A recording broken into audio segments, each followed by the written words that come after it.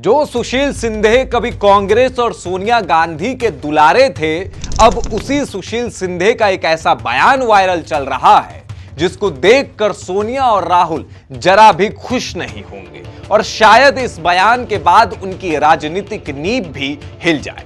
असल में कहानी है भगवा आतंकवाद की। वही बयान जो साल 2013 में जब सुशील सिंधे देश के गृह मंत्री थे तब उन्होंने बीजेपी और आरएसएस को लेकर दिया था। ट्रेनिंग सेंटर जैसे शब्दों का इस्तेमाल किया गया था। सत्ता के नशे में चूर होकर शिंदे ने उस वक्त आरएसएस और बीजेपी की तुलना एक आतंकी संगठन से कर दी और अब बेशर्मों की तरह एक पॉडकास्ट में कबूलनामा दे रहे हैं। और अब यही कबूलनामा सोनिया और राहुल गांधी के लिए गले की हड्डी बन चुका है, जिसे ना वो निगल सकते हैं ना उगल सकते हैं।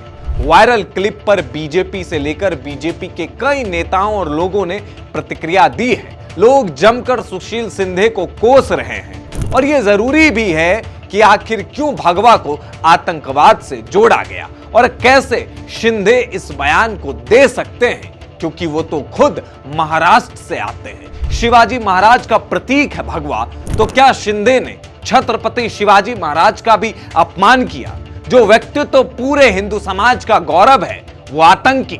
साल 2013 के वक्त इसी शिंदे ने स्पष्टीकरण दिया था कि ये इतनी बार अखबार में आ गया है, ये कोई नई चीज नहीं है। जो मैंने आज कही है, ये भगवा आतंकवाद की बात मैंने ही की है और कोई दूसरी बात नहीं कही है। और ये सिर्फ शिंदे ही नहीं बल्कि पी चिदंबरम भी साल 2010 में हिंदू आतंकवाद को लेकर बयान दे चुके हैं।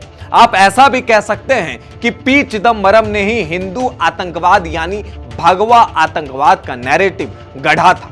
यह वही कांग्रेस है जिसने मालेगांव ब्लास्ट में जानबूझकर साध्वी प्रज्ञा और कर्नल पुरोहित को फंसाया। जो कर्नल पुरोहित देश की सेवा में लगे हुए थे, उनको आतंकवादी दिखाया गया। और कांग्रेस में ये एक गैंग है, शिंदे, मणिशंकर अय्यर और पी चिदंबरम का। इन लोगों ने सिर्फ एंटी सनातन स्टेटमेंट दिए हैं। देश का पीएम एक सनातन आस्था को मानने वाला व्यक्ति कैसे बन सकता है, यह दुख अभी तक इनके दिलों में है। और ये सब सोनिया गांधी के खास व्यक्तियों में से एक थे, अब नहीं है, क्योंकि सोनिया गांधी का वजूद खुद राहुल गांधी ने कांग्रेस में खत्म कर दिया। एक वक्त था जब ये लोग कांग्रेस में थे और यही कांग्रेस थे। और जो लोग आज ट्विटर पर ज्ञान देते हैं कि क्या हुआ इन 12 सालों में, मोदी ने देश को बर्बाद कर दिया, तो उन्हें यह देखना चाहिए कि कांग्रेस के कुछ नेताओं ने सिर्फ कुछ वोटों के लिए सनातन सभ्यता को ही आतंकवाद से जोड़ दिया था। देखते रहिए DNI।